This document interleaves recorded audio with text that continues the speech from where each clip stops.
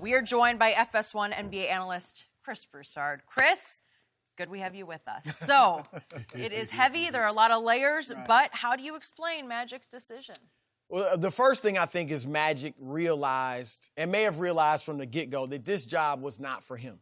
Okay? As president of basketball operations, you have to be in the office. You have to be on the phones, talking to agents, talking to other executives around the league. You have to be in dingy gymnasiums in Europe, scouting players. You have to be in dingy college gymnasiums. You know, all these tournaments for college basketball. You have to be doing all of that tedious minutia that I don't think Magic wanted to do. And with his persona and his other businesses, let's just keep it real. He's bigger than that. He's too big for that. Magic should be an owner, a face of a franchise with other guys doing it under him. So that's now. He realized that, I think, number one. The second part of that is, it's one thing to know that and go along with it and nobody's criticizing you and it's just kind of going, you're Magic, everybody loves you.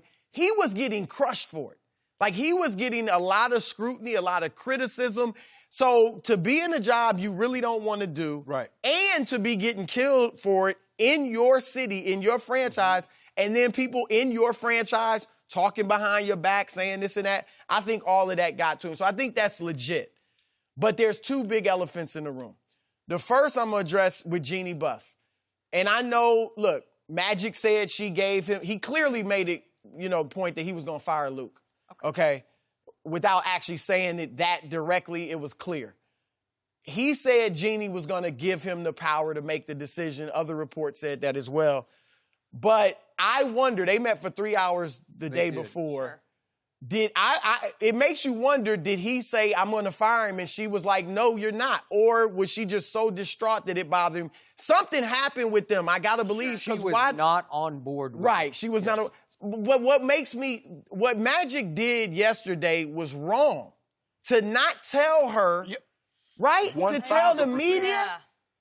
That's what makes me think something happened, an argument, I don't know. Something. Come on. Maybe Pelinka was part of this also. Maybe he wanted Pelinka out. Right, okay. That's fair too. I mean, but something had to happen for him to do it the way he did it. The other elephant in the room is this ESPN article that Magic alluded to, that the LA Times alluded to. There has been talk for months, that an article ESPN is working on is coming out about Magic's treatment of people in the organization. Mistreatment. Yeah. I heard about it, I can't remember if it was late November or early December. I was told it was coming out within weeks of that time. I came to the conclusion before yesterday, the Lakers and the league got ESPN not to do the article. Wow. Because the league is partners with ESPN. Yeah. Absolutely. So ESPN doesn't have to do it, but I felt like the league had talked them out of it. This is one of our big ambassadors. Wow. I mean, who's bigger than Magic Johnson in the NBA? Now, I don't know if the article's coming out. Quick point of order. He acknowledged it to the LA Times last night. He knew all about it. He said, I know that article is not an accurate article. So he's reinforcing the validity of it's out there, it's coming. And is it coming? Now, when I was first told about it, I was told it's a situation where Magic might have to step down. Ooh. Wow. Right. So we'll see if the article comes out or not. But that's the elephant in the room. Yep. Not no sexual allegation, just the treatment. I don't know any of those details, but this is all about just mistreatment of employees, and he's dismissing them as former disgruntled employees that he fired. Right.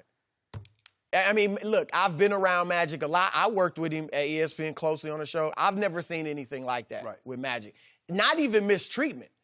Every time I've been around Magic, he's just been gracious. He's been great. I have nothing negative to say about it. Which is why he told the LA Times, ESPN should interview people at ESPN because I worked there twice. Right. Okay? Well, that was the thing you and I talked about. I've met Magic for the first time back in the mid-'90s, and the very first time that I met him, he made me feel like I've known him for 25 years. Like when he came here last year at the beginning of the season, Skip, and sat on the desk. But go ahead, Skip. And Magic went on to say, am I a tough boss? You better believe. Am I demanding? You better believe I'm demanding. But mistreatment is going over the edge and out of bounds, and I have no idea, but I think this is a reason that he stepped down. But to reinforce your point, if he did not inform two people, Jeanie Buss and LeBron James, that he was going to do this, something is really wrong with this picture.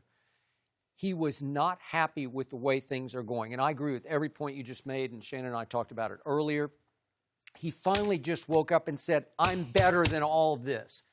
He was getting crushed, rightfully so, accurately so, for so many of the moves that he just swung and missed on.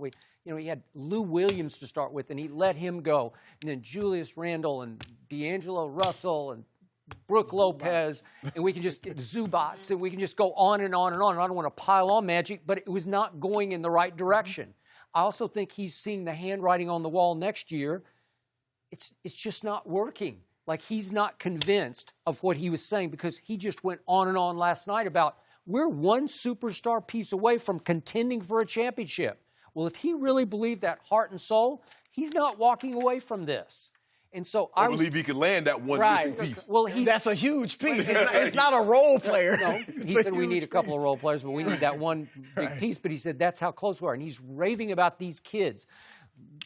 All Kuzma and B.I. and Lonzo and Josh Hart. He just went on. He capsuled each one of them, what their strengths are. Well, if you love them that much, you're not walking away. Right. And if you want to go mentor Ben Simmons or congratulate Russ for his third straight triple-double via Twitter, well, then why wouldn't you want to work with these kids? You have them right on the precipice of all being good to great, right? Okay, why would you walk away? Because behind the scenes, he did not like what was happening. He wanted Luke gone, and she resisted. It's simply she that resisted. You don't think she forbid him to do it? I don't know. It could be, because they had a big 3-hour meeting, and something did not come out right in that meeting. And remember, he also reportedly had Magic did a 3-hour meeting on Saturday with LeBron and Rich Paul, and Pelinka was sitting in that one. And they got no indication. They got no indication, but I'm going to guess that Magic just decided, I don't like what I'm hearing from LeBron. I believe Magic woke up one day and said, you know what? I'm not the most powerful man in this franchise. He is. LeBron is, because he just is. And I think that LeBron always says, I knew exactly what I was getting into when I came here. I don't think Magic knew what he was getting into with all of the above. And so for him not to tell Jeanie and not to tell LeBron, he was angry about something. He just wanted out. This was a knee-jerk, flashpoint decision. He woke up yesterday and said, you know what? I'm just going to go announce it. So he walks into Staples Center, and the media is just milling, waiting for player availability, and he just waves them all over and says, hey, guess what? I'm stepping down. Well, he says, I'm happy, but he was relieved happy. The big picture is... Happy it's over. He's happy it's over. He's angry about all of the above. And in the end, it's just like what happened when he tried to coach. It mirrors exactly what happened. They started out with a bang. This is the end of the 93-94, so it's in 1994. And he's coaching some of his former teammates, James Worthy and Kurt Rambis and Michael Cooper. And they start out, they win 5 out of 6. Oh, I'm a superstar coach too. And then all of a sudden, they start to lose, and they lose 10 in a row. They lose 10 straight games. And by the end of the year, he says, you know what? This isn't for me. I'm out, because they're not as committed as I was as a player. They got this early cell phones, but they're what they used to call the beepers.